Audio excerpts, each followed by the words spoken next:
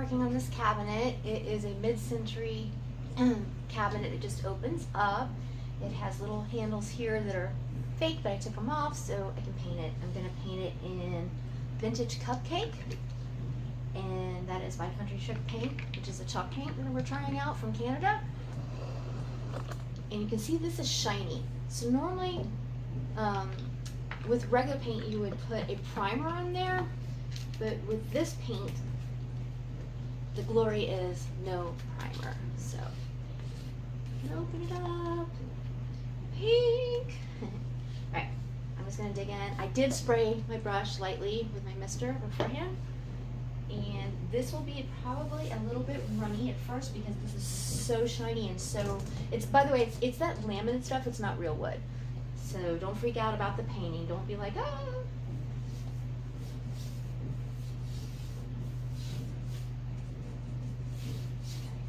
See it on there.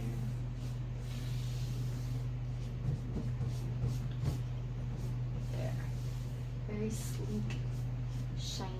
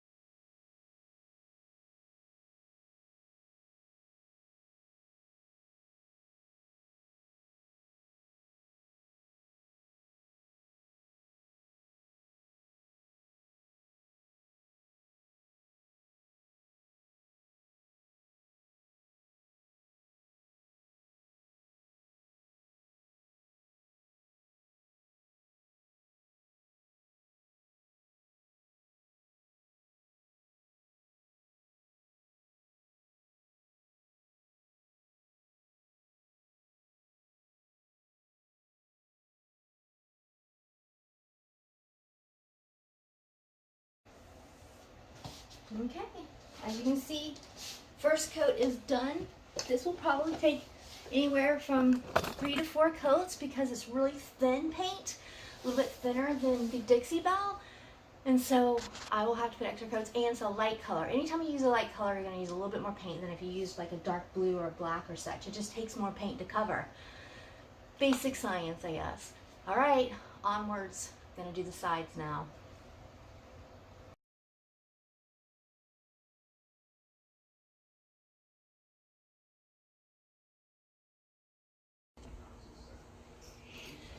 Hi. So I'm gonna apply part of this Rose Celebration transfer onto this hope chest that I have turned on its side, or actually on its back. This is the top over here, this is the bottom. So I can put this transfer on, and this isn't the greatest angle, but this is the best I could do. And I'm gonna show you real quick just how to go about it. And I want it centered, because this is centerpiece. So I still have it on this backing. This is how it comes on a roll. And so I'm going to pull the backing away. Once you do that, don't let this piece touch anything except for what it's going to go on. Otherwise, it's going to adhere to whatever you put on. So excuse me as I try to guesstimate, I want it kind of centered about there. There. Now I'm going to go ahead and push it down, smooth it out with my hand.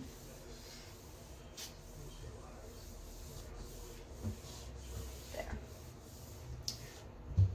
And then you're going to use the burnishing stick it came with, and you're just going to start to apply pressure. What you're doing is you are releasing the transfer that is stuck to this clear paper onto your actual project. And when you put the pressure down with the burnishing stick, it's going to come off onto your project. I know it's hard to see because I got my hand in there, but I'm trying to hold it without. So I'm going to burnish over a little bit. This burnish stick. If you don't have a burnish stick, it should come with your transfer, especially with Redesign with Prima. You can get a paint stirring stick and use that. Okay, so I don't know if you can tell. All I'm doing is going sideways, forward. Okay, so then you're going to take, gosh, it's so hard to see, I know, hold on, sorry. There, maybe that's a little bit better at this angle. I'm going to lift up this side, this edge, and gingerly pull on it, and as I pull away, this, see how it's sticking to the actual project? Sorry. If it was still attached to this piece of paper here, you would just push this back down and burnish it some more, because you don't want it on the transfer paper anymore. You want it on your project. So let me show you. Pull up and just gingerly pull and see right there, see how it's still stuck to the side? I don't know if you can see that. That means I didn't do it hard enough and it hasn't adhered. I did paint this piece in light pink, and then I clear coated it with a clear coat in flat before attempting to adhere the transfer. And so you're just going to gingerly do this all the way across the piece. The reason I laid it on its back is it's just easier for me pressure-wise to do this. I could have set it on the side and worked on the side, but this way I don't have to tape it down. I don't have to hold it that much. It's just laying flat, which just makes it easier. So again, I'm going to gingerly pull up. And you see it's releasing pretty good so far, except for right here. I didn't do it hard enough here. So just laying it flat and burnishing it some more. And I'm going to continue to do that all the way across the project. Okay, I'm going to lift up again here. I'm separating the top paper from the transfer, and the transfer is leaving this part of the paper and is attaching to my project. And you see it's lifting clean. So you just gingerly pull. I only burnished about 2 inches over so far.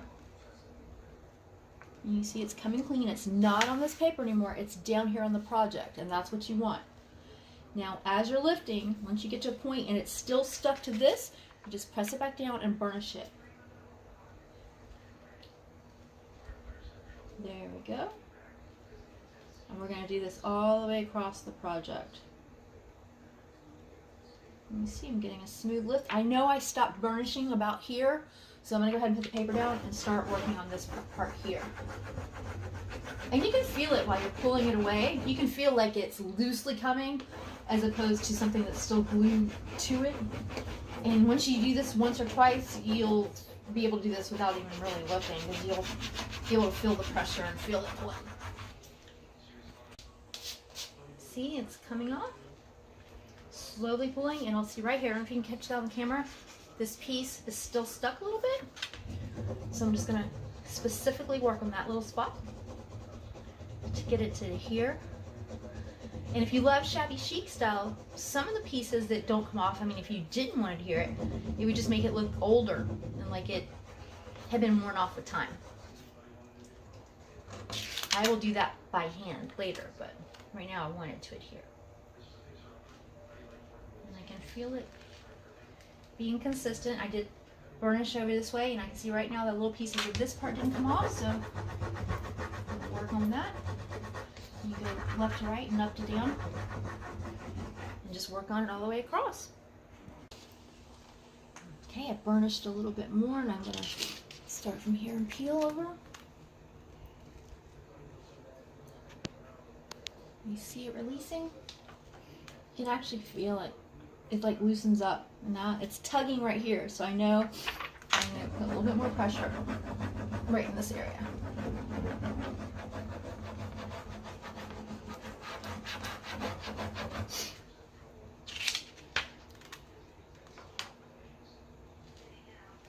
Still tugging just a little bit. Okay, I can see up here, the spot didn't come off. So I'm going to go work on that area for just a second.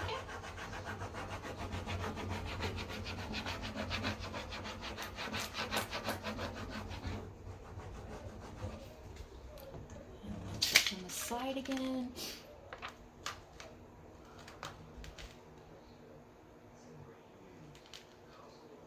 Gently pulling. It's releasing.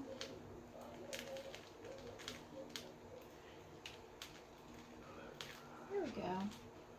I see I missed a spot up here where it didn't come off.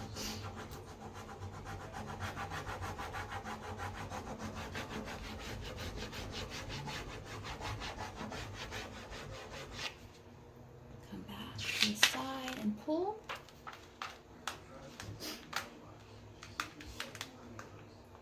Releasing. You can feel it's tugging right here, so I'm going to put a little bit more pressure right here.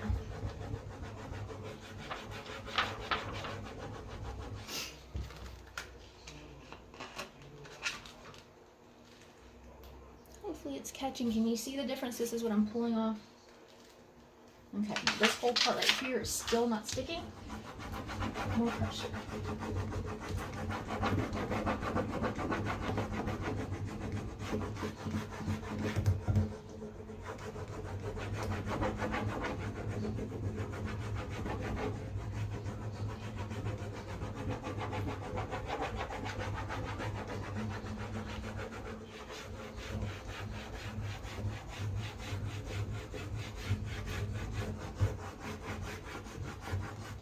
Okay, lifting up again. Slowly pulling it.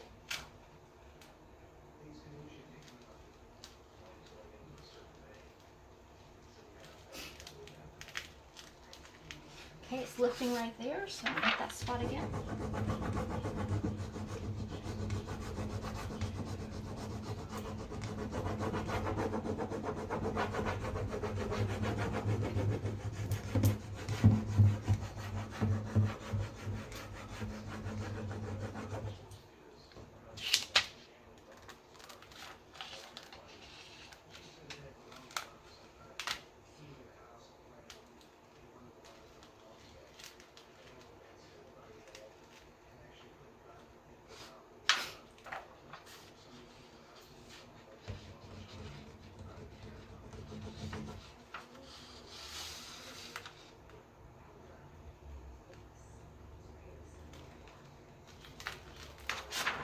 There we have it. This whole piece, see? This is what it came on. It's released from it because now it's attached to this. You still will have to burnish this with a soft cloth. I like to use a microfiber lint-free cloth, and I'm just gonna take that cloth, sorry guys, take that cloth and gingerly rub this both ways, up and down, sideways, slowly. And that's also called burnishing, but it's soft burnishing as opposed to hard burnishing with this burnishing stick. Again, this does come with the Redesign with Prima canister. This is what, this is Rose Celebration. And I have used this one. I didn't put it all on one dresser. I have used it on probably 4 pieces now, by just using certain parts of it. So it's working out really well. I'm getting a lot of use out of it for different small projects. So you don't have to use it just on one project, you can use it on several projects. And this came in with it. And now I'm going to clean it with a cloth or something. That rolled off, sorry about that. Burnish it with a cloth.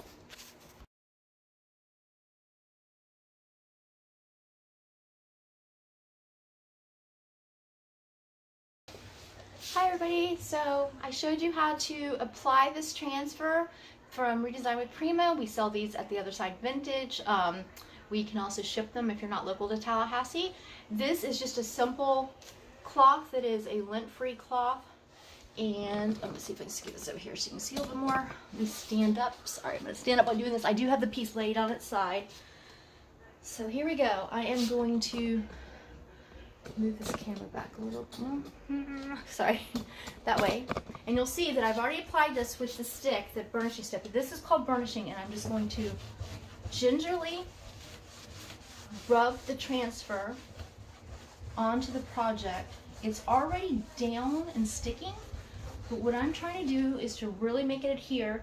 No air bubbles in here, so that when I clear coat over this and seal this transfer, the liquid, which is water based, doesn't get up underneath into the air bubbles and make this bubble up. Doesn't happen often, but if you really just take a little bit extra time to hand burnish it with a soft cloth, you'll save yourself from having to deal with that and having it bubble up and come off.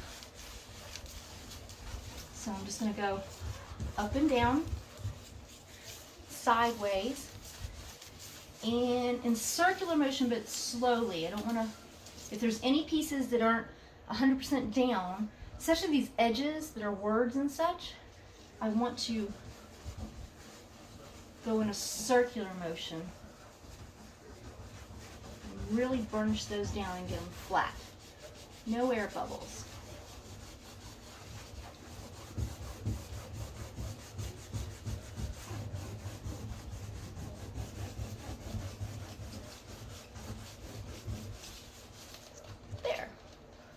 Okay, sorry about the video, but I'm just going to show you like this. Just keep rubbing it and do that for a few minutes. Make sure it's really good and down. And then I'll just wait a few minutes, and then I'm going to apply clear coat. I can either use gator hide or clear coat in flat satin or gloss.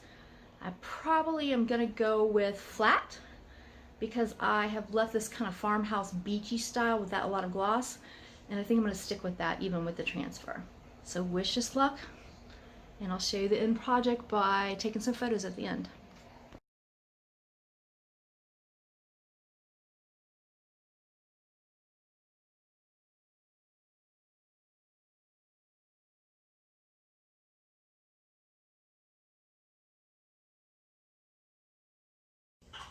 Good morning. So I'm on the next step. I'm going to stencil the top or the underneath of this chest. I have just a piece of brown bag, a stenciling brush. I have Flamingo and Dixie Belle. I have Waverly and Elephant, and I have some metallic copper here for accenting. So I'm going to try 3 different colors and see how it goes. You have to use this to unload. You put this in the paint and then you dab it off and then you put on the stencil. So I'm going to start with Flamingo. I'm just going to put a little bit, and then take this cloth and I'm going to stamp it off because you kind of want it to be dry. And then just go in here and stipple.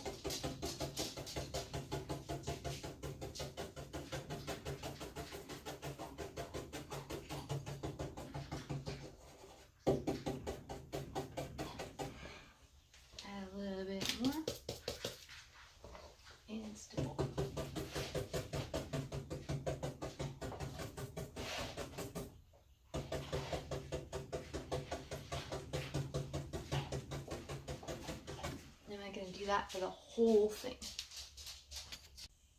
Okay, as you can see, I'm halfway done with the stencil. I've just been using the Flamingo, but I am going to come back and use the Elephant in Waverly, and I'm going to add a little bit of copper, rose gold copper metallics.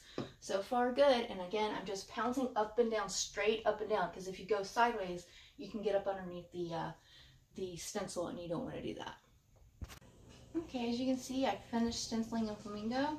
Now I took a little bit of the Elephant by Waverly and mixed some water in it, and I put it in the cap because I'm just going to dip in here, and then I'm going to offload onto this paper bag. It's just lunch bag, and you can do it on whatever you want. You can do it on a plate, you can do it on something throw away, but I like to do this and just toss this.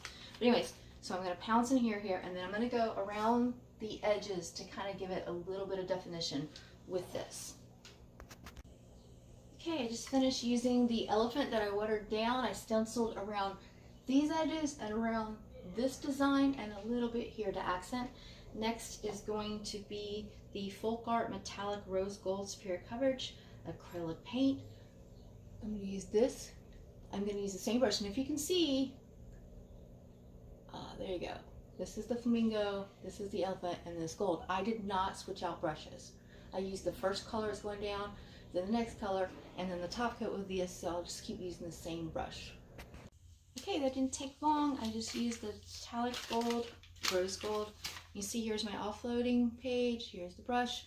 I used the same brush throughout that. I just went around and accented where I put the Elephant, and that is the rose gold. It's got metallic shimmer if you can see it. There you go. Now I'm gonna let this dry for about an hour and go from there.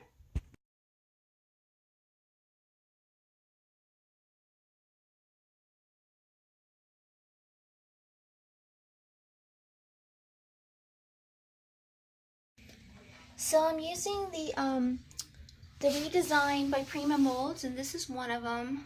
I don't have the photo of this one, but so I've been doing this particular one. I just filled it in with my hot glue gun. It's still clear, so you can see I just put it in. These have been in there for about 5 minutes, so you can see they're turning white. And let me just show you real quick. These are the first two that I ever did. These are the first two, still drying, of that one over there that I'm making 4 of for a project. So, and then what you do is you paint them any color your heart desires. You can also gild them with a gold gilding paper, and then you're going to apply them to your projects. So these have been drying. You see, I hope you can catch it, that the glue is turning white. And just touch it. If it's wet, you'll know because your finger will go into the glue. But if it's solid, it's like a solid. So here we go. You're watching it as I'm doing it. Since it's silicone, you just bend it. And I kind of went a little faster than I should. Go a little slower on, especially these little thin edges. And then I'm going to pop it out. And then you'll see that I'm going to take these edges that aren't clean and just a pair of scissors, or you can do X-Acto knife, and then I'm going to paint this. So there's one. Let's see if this next one. These have been drying for about 10 minutes now, so I did not put a fan on these. I've heard other people saying put a fan on and it'll take less time, but I was doing other things. So there you go. There they are. And I'll clean up these little edges. You can even say I can almost just pull some of it off. That's just the extra glue. Not bad.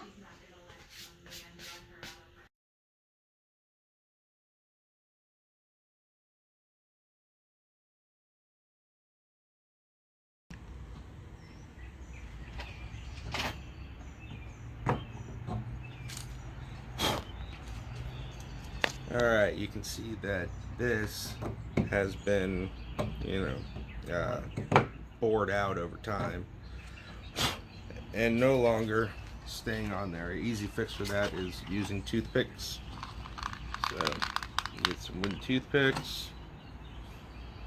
You kind of usually need a couple. Put them in there, break them off.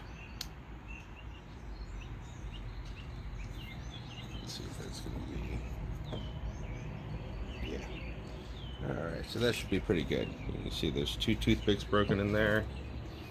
Get your wood glue.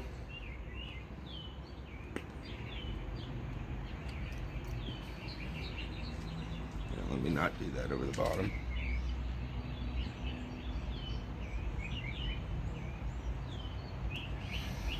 Actually, I use toothpicks a lot when I'm gluing things to, you know, spread that glue around. So I always have wooden toothpicks around.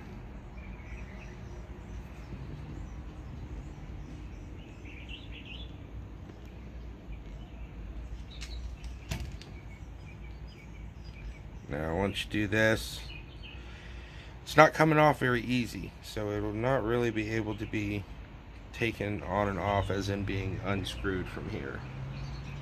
So let me set this down. Whoops. Probably should have put on a different shirt, because this is my nice Tallahassee downtown shirt.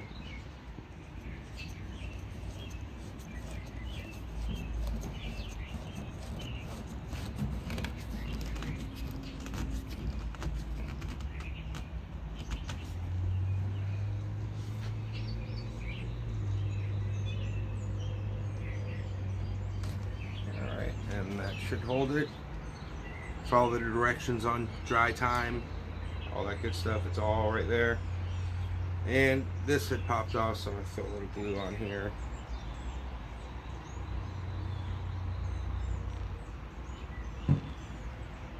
Put that back on.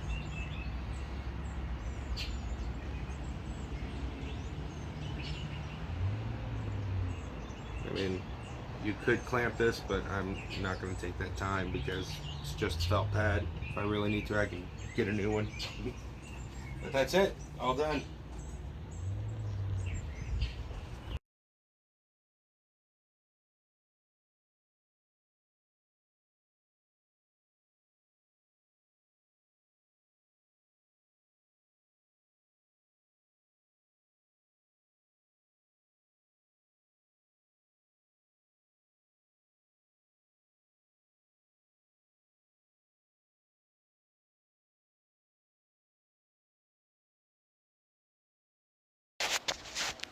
When you're working on a big project like this one, and you finish painting, and your brush still has a lot of paint on it, just go ahead and have a simple mirror or a little tchotchke on the side ready to go, and just use the leftover paint that's still on your brush that you would normally just wash out, and kind of like a dry brush technique, you can get a whole nother project done just from the leftover paint still on your brush.